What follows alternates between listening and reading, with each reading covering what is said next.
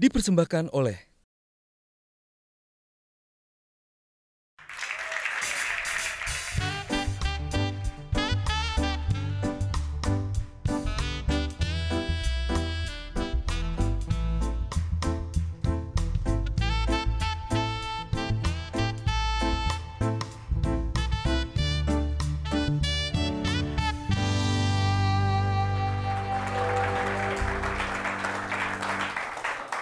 Masih di Ide Indonesia.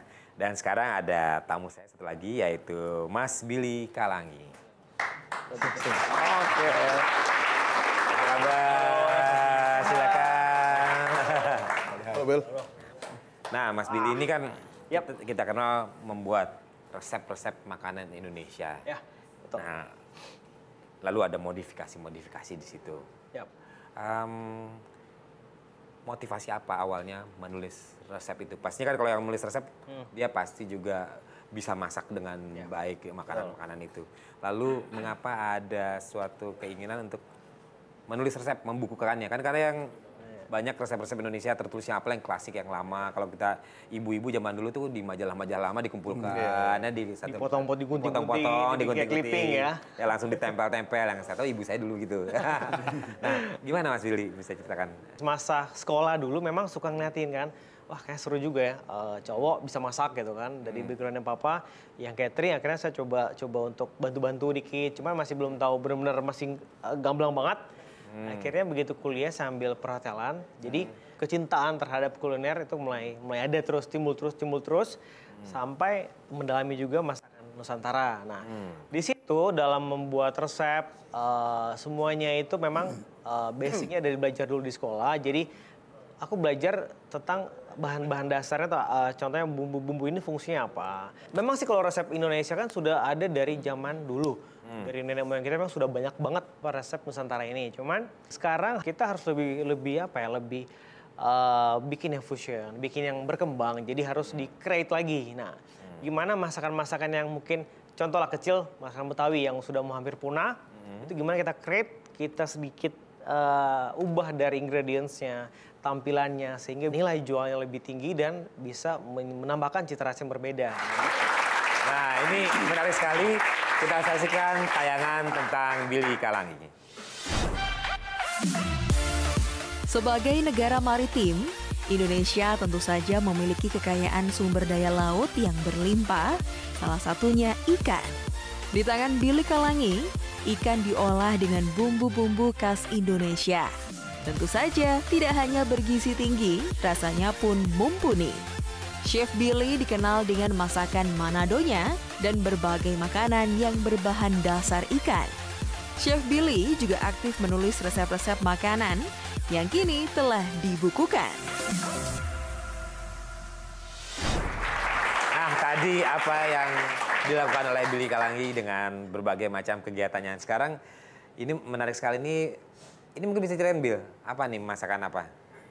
Kalau yang di sebelah yang dekat Mas Yofi itu adalah toro atau dada tuna. Ya, dada tuna. Nah, tuna itu kan ada dua jenis, ada yang yellowfin, ada yang bluefin. Misalnya kalau yang bluefin itu di kedalaman lebih dalam lagi. Kalau yang yellowfin dia berada di setengah dari ke laut yang bagian atas lah. Itu yang yellowfin. Tapi ini yang saya gunakan yang yellowfin. Kalau yang bluefin biasa dia lebih tebal dagingnya dan dia taste-nya lebih beda. Beda ya? Nah, biasa standar buat sashimi pakai yang bluefin. Nah, ini yang yellowfin tapi bagian dada tuna, bagian perut. Jadi semacam belly-nya lah. Jadi ada moist. Jadi begitu kan dibakar nih. Dibakar menggunakan arang, jadi begitu kita makan tuh ada sedikit rasa moistnya. Nah, ini kalau misalnya bumbu-bumbunya itu memang udah kayak orang Manado buat. Iya, kalau kita sih kalau taste-nya Manado dan style Manado seperti ini dia lebih simpel. Jadi cuman isinya apa aja sih biasanya mungkin bisa... Rendamnya cuma garam sama kasih garam sama perasan jeruk. Kalau di sana bilang lemon cuy atau jeruk Pontianak atau jeruk kunci. Dikasih garam sama jeruk itu. Kemudian langsung dibakar fresh. Jadi benar-benar langsung dibakar. Jadi menonjolkan rasa fresh dari si ikannya. Kemudian dimakan menggunakan sambal. Nah, sambalnya itu kan ada dua macam. Satu yang sambal dabu-dabu, satu yang sambal bakar rica. Oh, ini sambal bakar rica. Ya. Nah, mungkin kalau ke Chef Ragil ngeliat ini ya, ngeliat masakan Indonesia, kita kan harus misalnya ada restoran Thailand, jelas nih restoran Thailand, restoran atau Jepang atau juga dengan berbagai judul-judulnya.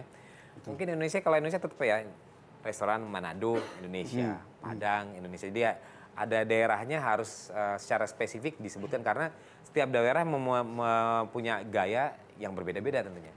Ya, betul. Jadi kita sebenarnya kalau kita mau buat branding buat keluar gitu ya, memang kita mungkin bisa mengikutinya adalah kayak seperti makanan Cina. Jadi kalau makanan Cina kan memang menyebutkan ini apakah Szechuan, tapi mereka juga nyebutnya Cina.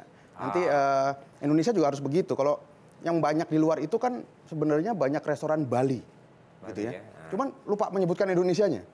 Kenapa? Makanya kalau kita sering ketemu sama orang, mudah-mudahan sih sekarang enggak ya, kalau misalnya sekitar 5-10 tahun yang lalu kan orang selalu nanya, Indonesia tuh di mananya Bali? Pertanyaannya kan kebalik gitu kan, bukan Bali di mananya Indonesia gitu. Karena memang branding Indonesianya itu pada zaman dulu belum kuat banget. Nah ini pemirsa, Dade ini punya keahlian yang perlu kita lihat setelah segmen berikut ini dan menjadi tantangan untuk Dade bagaimana menyajikan menjadi suatu hal yang lebih menarik lagi dari yang dibawa oleh tim Indonesia. Jangan kemana-mana, tetap di Indonesia, ide untuk Indonesia.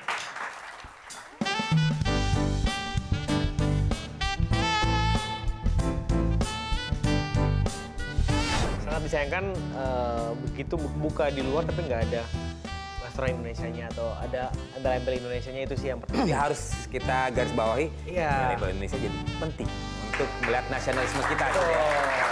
Dipersembahkan oleh